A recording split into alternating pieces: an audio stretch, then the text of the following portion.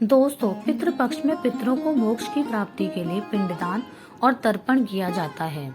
लेकिन गया में ही क्यों किया जाता है पिंडदान और कैसे हुई इसकी शुरुआत, जानने के लिए वीडियो को लास्ट तक देखें। और अगर आपने हमारा चैनल सब्सक्राइब नहीं किया है तो प्लीज अभी कर लें। पितृपक्ष में पितरों को मोक्ष की प्राप्ति के लिए पिंडदान और तर्पण किया जाता है।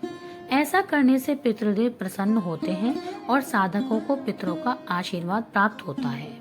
वैसे तो देश के अन्य भागों जैसे हरिद्वार, गंगा सागर, चित्रकूट, पुष्कर सहित कई स्थानों पर श्राद्ध करने से पितरों को मोक्ष की प्राप्ति होती है, परंतु गया की महिमा ही अलग है।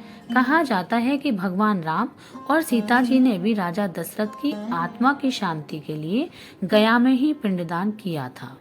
गरुड़ पुराण के अनुसार किसी व्यक्ति के गया जाने के लिए घर से निकलने पर चलने वाले एक एक कदम पितरों के स्वर्गारोहण के लिए एक एक सीढ़ी बनते जाते हैं। विष्णु पुराण और वायु पुराण के अनुसार गया को विष्णु का नगर माना जाता है। यह मोक्ष की भूमि कहलाती है। गया में पिंडदान करने से पूर्वजों को मोक्ष की प्राप्ति होती है। माना जाता है कि स्वयं भगवान विष्णु यहाँ पितृदेव के रूप में विराजमान है, इसलिए इसे पितृ तीर्थ भी कहा जाता है। कुछ मान्यताओं के अनुसार फल्गु नदी के तट पर और अक्षय वट के पास पिंडदान किए बिना पिंडदान हो ही नहीं सकता। यह प्रक्रिया पुनपुन नदी के किनारे से प्रारंभ होती है। पौराणिक कथाओं के अनुसार भस्मासुर राक्षस के वंश में गयासुर नामक राक्षस ने कठिन तपस्या कर ब्रह्मा जी से वरदान मांगा कि उसका शरीर देवताओं की तरह पवित्र हो जाए और लोग उसके दर्शन मात्र से पाप मुक्त हो जाएं। इस वरदान के बाद लोगों में भय खत्म होने लगा और पाप बढ़ने लगे। पाप करने के बाद वह गयासुर के दर्शन करते और पाप मुक्त हो जाते। ऐसा करने से स्वर्ग और नरक का संतुलन बिगड़ने लगा। बड़े बड़े पापी भी पाप मुक्त होकर स्वर्ग पहुंचने लगे।